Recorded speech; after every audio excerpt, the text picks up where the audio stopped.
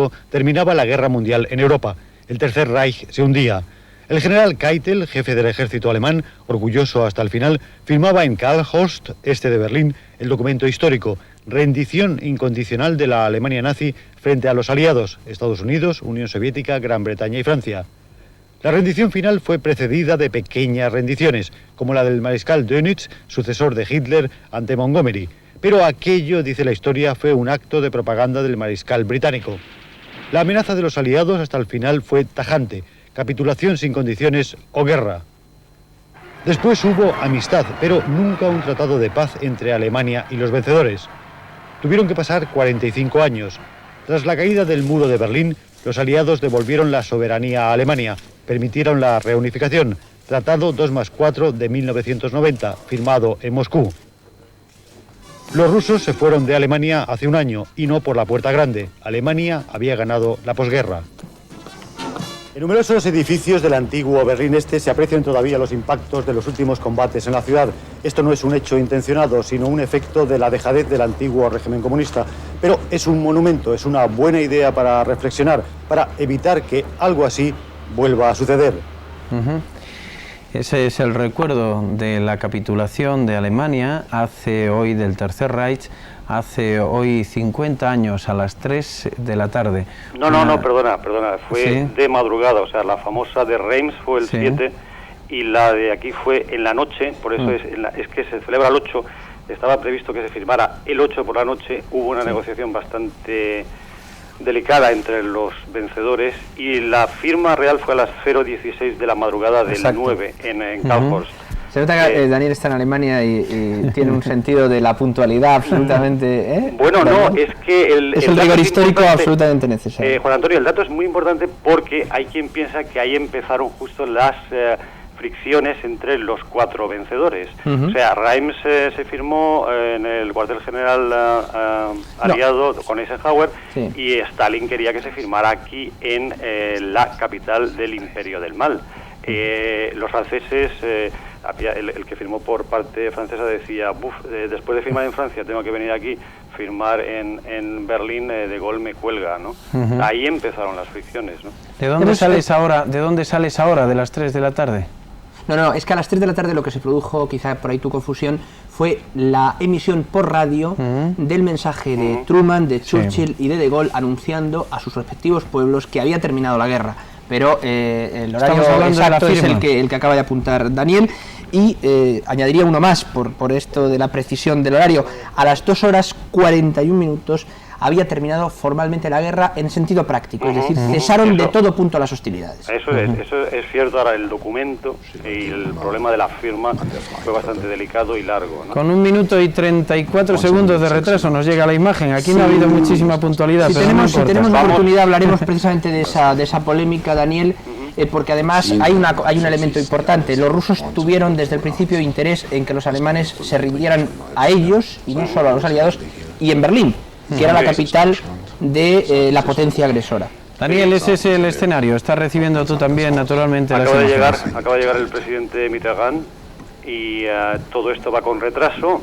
El acto tenía que haber empezado a las 6 en punto. El protocolo decía que estaba todo milimetrado, pero seguramente se está produciendo todo con bastante retraso debido al enorme atasco que hay en el centro de Berlín por las medidas de seguridad bastante fuertes. Un compañero venía hace una hora y decía que no se podía circular. Y además estamos justo en el centro histórico y, como veis detrás, a la izquierda de la imagen, las grúas. Este es el panorama de Berlín Este, del antiguo Este hoy. Es un panorama de grúas.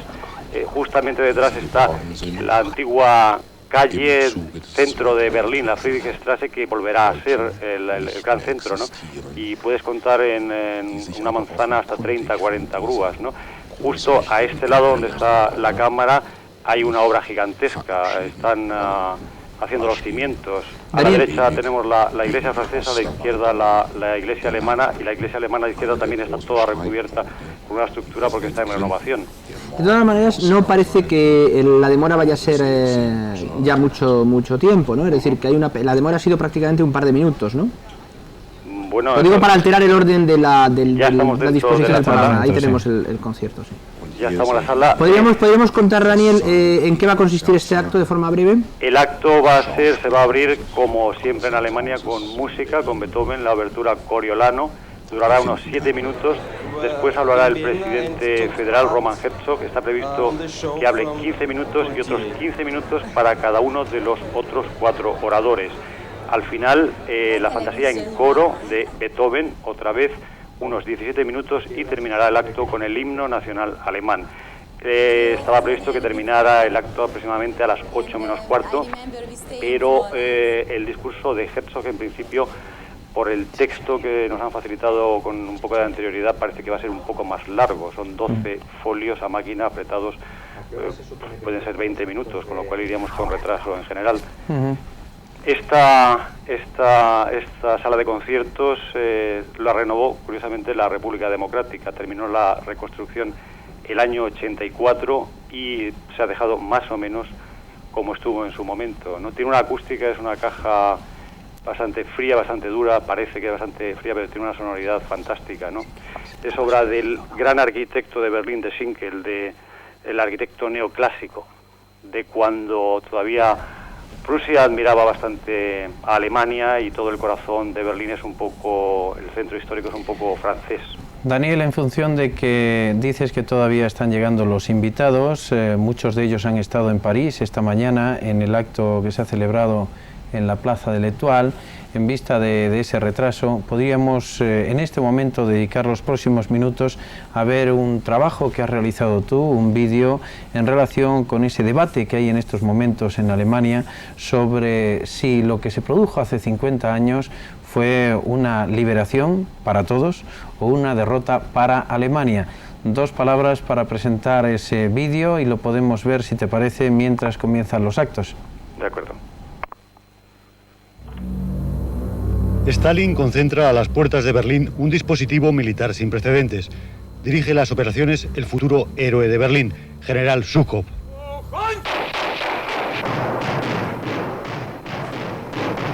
A mediados de abril de 1945 comienza la batalla más grande librada en suelo alemán hasta la fecha.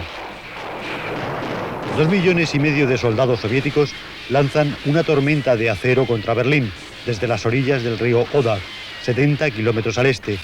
Comienza el asalto al último bastión nazi, la capital del Reich. En la ciudad hay apenas 100.000 soldados. Las fuerzas no bastan. Muchos soldados pertenecen a la administración. Se moviliza a la población civil, mujeres y niños. Auch Frauen können diese Waffe mit Leichtigkeit bedienen.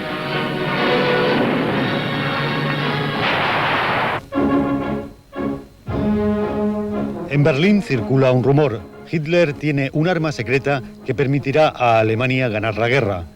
Los berlineses confían hasta el último momento en la victoria final. El jefe de las fuerzas aéreas, Mariscal Göring, visita la ciudad en ruinas para dar alientos al pueblo entusiasta. En Berlín se combate barrio por barrio, casa por casa, metro a metro.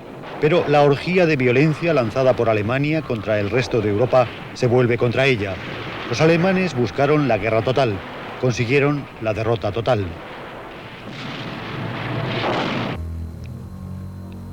Hitler se encerró en el búnker de la Cancillería a mediados de marzo. Todavía creía en la victoria. Su última salida fue para dar aliento a los soldados niños de las juventudes hitlerianas que defendían la capital. Los soviéticos se encontraban a unos cientos de metros. La última foto, el Führer se suicida el 30 de abril. Al día siguiente, 1 de mayo, las tropas soviéticas entran en la Cancillería. El día 2, Berlín se rinde. Los últimos combates se celebran en torno al Reichstag y la Puerta de Brandenburgo. La bandera roja ondea sobre la capital alemana. Es el símbolo de la victoria. Una semana después, en la noche del 8 al 9 de mayo, el general Keitel, jefe de la Wehrmacht, firma en Karlshorst, un barrio al este de Berlín, el histórico documento: la rendición sin condiciones de Alemania frente a las 4 potencias aliadas. No hay tratado de paz. Hitler no llegó a ver su capital soñada, la capital del imperio de los 1000 años. Al final de 12 años de locura, esto es lo que quedó de la ciudad. Terminaba una locura que comenzó el 30 de enero de 1933, con la llegada de Hitler al poder, no caído del cielo, sino por el voto popular. En el Congreso del partido, 2 años después, en Nuremberg, Hitler controlaba ya todos los resortes del poder, con el apoyo de la mayoría de la población. Al terminar la guerra, los alemanes, según recuerdan estos días, se mostraban sobre todo aliviados, porque había terminado el conflicto. No habría más bombardeos, más víctimas. Aliviados pero no contentos porque había poco que celebrar. Comenzaba un proceso de desnazificación que se llevó a cabo solo en parte. Muchos nazis cambiaron de nombre y siguieron trabajando en la Alemania de posguerra. Al final del conflicto, nadie parecía haber apoyado al dictador en los años pasados. Nadie había sido nazi. Toda la culpa la había tenido él. Rápidamente se olvidaron las escenas jubilosas. Hitler aclamado a las puertas de la Cancillería el año 40. Pero aquellos eran otros tiempos. Buenos tiempos para los alemanes, claro está.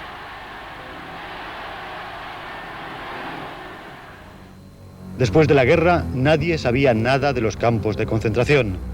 Nadie había visto cómo desaparecían los vecinos judíos, la deportación de millones de personas. Nadie vio nada, nadie oyó nada.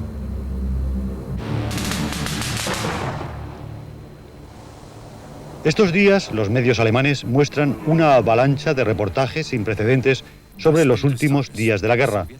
Están llenos de estas imágenes, de los últimos combates, de las víctimas, de testigos que cuentan lo que hicieron las tropas soviéticas, las violaciones. Furchtbar, terrible, es la palabra más utilizada. Imágenes de los millones de expulsados de los territorios del este, Pomerania, Silesia, Prusia Oriental, Bohemia, escenas que siguieron. En la rica, pacífica Alemania de hoy se celebran exposiciones sobre los últimos días del conflicto. Hay muestras prácticamente en todas las ciudades. Son templos silenciosos, lugares de reflexión. ¿Cómo recuerdan aquello los alemanes que lo vivieron? Es difícil de decir, de manera muy diferente, depende de quién los vivió y de dónde los vivió. ¿Liberación o derrota? Esta es la pregunta.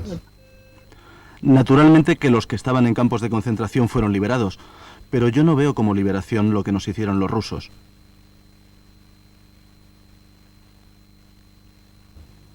Para otros, que fueron expulsados de los territorios alemanes, hoy polacos, el fin de la tiranía nazi fue una liberación, a pesar de los problemas de tener que abandonar todo. Erlebt als Kind. Wir mussten unsere Heimat verlassen. Wir waren La expulsión para mí fue muy dolorosa. Era una niña. Tuvimos que abandonar nuestra tierra. Vivimos 4 meses con los rusos. Vimos cosas terribles. Menos mal que nos protegió un comandante ruso. Pero para mí fue una liberación.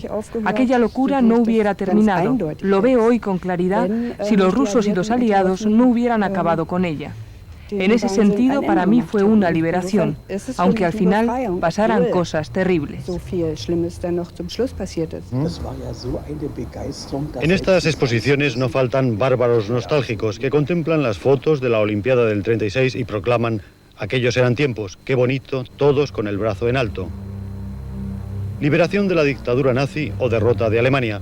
Esta pregunta ocupa a los políticos y medios alemanes desde hace meses. La izquierda sostiene que fue una liberación de la dictadura. La tragedia, la ocupación de Alemania, se debieron a la llegada de Hitler al poder. Pero un grupo de políticos conservadores publicó una nota que desató la tormenta. No hay que olvidar, dicen, que el 8 de mayo acabó una dictadura, pero también que comenzó la división de Alemania y una oleada de terror en el este. Se intenta pasar la culpa a los otros, a los que siguieron. Kein Mensch hat am 8. Mai 1945 außer den Nadie hablaba el 8 de mayo de 1945 de liberación, excepto los que estaban en los campos de concentración. Lo que preocupaba a la gente era el futuro, porque todo se había hundido. El país había sido derrotado. Lo que sí comenzó el 8 de mayo fue la difícil reconstrucción de un país, en ruinas, ocupado y dividido en sectores. Apenas había hombres, las mujeres de las ruinas se hicieron famosas. Lo más importante era sobrevivir, el día a día, conseguir el pan, el vestido y el cobijo. Los antiguos jardines del centro de Berlín se convirtieron en campos de cultivo.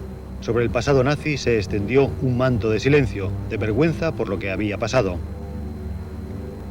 En los tres sectores occidentales de Alemania, la futura República Federal, los ocupantes, Estados Unidos, Gran Bretaña y Francia, pasaron pronto a ser protectores. Comenzó lentamente la recuperación. La reforma monetaria de 1948 en el oeste, la creación del nuevo marco alemán, sentó las bases del milagro económico de la posguerra. Los escaparates se llenaron de productos y el hambre se acabó. El escarabajo de Volkswagen, diseñado en tiempos de Hitler, se convertiría en el símbolo de la recuperación. 10 años después se habían fabricado 1 millón de ejemplares. El triunfo de Alemania en el Mundial de Fútbol del 54 marcó la recuperación del orgullo nacional. Alemania volvía a ser alguien en el mundo.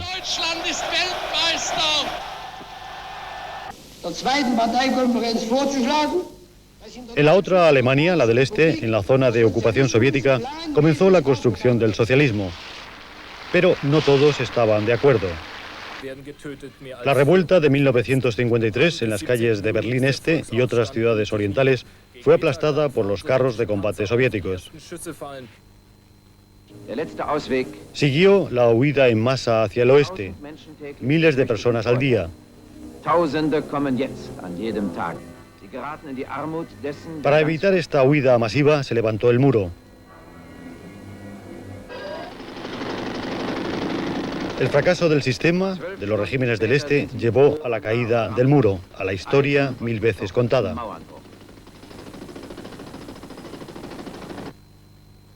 Karlshorst, en el antiguo Berlín Este, es el lugar simbólico de este 8 de mayo. La Alemania nazi firmó sobre esta mesa su rendición sin condiciones. Este museo permanece cerrado, no se reabrirá hasta dentro de 2 días, cuando todo haya pasado. Aquello fue un automonumento de propaganda soviética.